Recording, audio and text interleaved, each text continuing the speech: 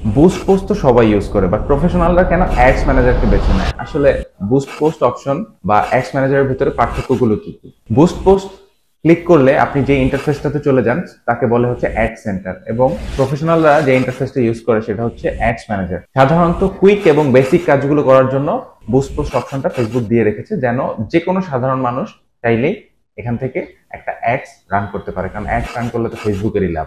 অন্যদিকে প্রফেশনালদের অপটিমাইজেশন পাওয়ারটাকে বৃদ্ধি করার জন্য, আরো অনেক কন্ট্রোল অ্যাডসে নিয়ে আসার জন্য আসলে অ্যাডস ম্যানেজারটা তৈরি করা হয়েছে। এখানে অ্যাডস রান করাটা বা অ্যাড সেট আপ করাটা বুস্ট পোস্টের থেকে একটু ক্রিটিক্যাল। আপনি পারবেন না তা না, বাট আপনাকে একটু বুঝতে হবে, একটু ঘাটাঘাটি করতে হবে।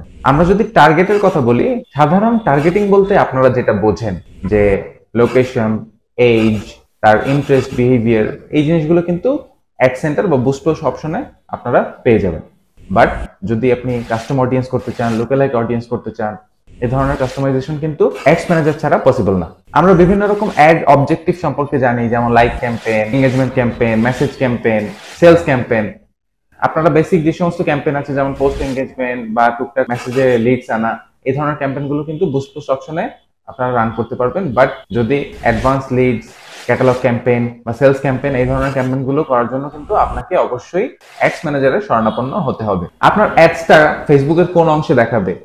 ব্রাউজ ফিডের ভিতরে যেখানে আপনারা স্ক্রল করছেন সেখানে দেখাবে, রিলস এর মাঝে আসবে, স্টোরির মাঝখানে আসবে, নাকি কোনো একটা ভিডিও দেখছেন তার মাঝখানে আসবে? এই প্লেসমেন্টের কন্ট্রোলটা কিন্তু অ্যাডস ম্যানেজারে আছে, অ্যাড সেন্টারে নেই। অ্যাড সেন্টার বলতে বুঝাচ্ছি যে বুস্ট পোস্ট অপশন ক্লিক করার পরে আপনি যে ইন্টারফেসটা দেখতে পান সেই ইন্টারফেসে কিন্তু এই প্লেসমেন্ট কন্ট্রোলের অপশনটা নেই। এবং আপনার যেখানে অ্যাডস প্লেস করলে বেশি লাভ হয় আপনি কিন্তু সেখানেই অ্যাডসটা প্লেস করবেন। সো কোন জায়গায় প্লেস করলে আপনার রিটার্ন বেশি আসছে এটা কিন্তু কন্ট্রোল করার জন্য আপনাকে অ্যাডস ম্যানেজার ব্যবহার করতে হবে। নর্মাল ডেইলি বাজেট বা লাইফ টাইম বাজেট, এই জিনিসগুলো সেট করার অপশন অ্যাড সেন্টার বা বুস্ট পোস্টে রয়েছে।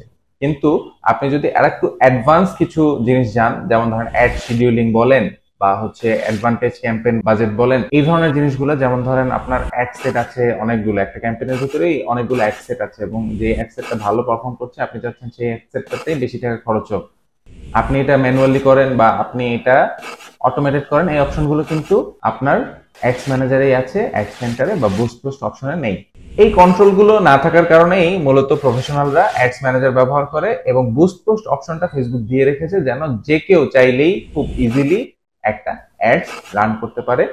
বুস্ট পোস্ট অপশন ইউজ করে অ্যাডস রান করা কিন্তু খারাপ কিছু না। আপনি যদি একজন বিজনেস ওনার হয়ে থাকেন, আপনার যদি একটা ছোট বিজনেস থাকে এবং আপনি যদি টুকটাক এঙ্গেজমেন্ট, টুকটাক ব্র্যান্ডিং, টুকটাক মানুষজনকে আপনার বিজনেস সম্পর্কে জানানো, এই ধরনের কাজগুলো বুস্ট পোস্ট অপশন দিয়ে করে থাকেন, তাহলে আপনি কোনো ভুল করছেন না, আপনি করতেই পারেন, কোনো সমস্যা নেই।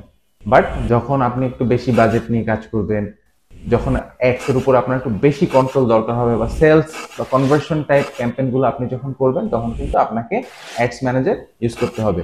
ডিজিটাল মার্কেটিং রিলেটেড এরকম আরো ভিডিও দেখার জন্য আমার চ্যানেলটি সাবস্ক্রাইব করুন অথবা লাইক করুন। Thanks for watching.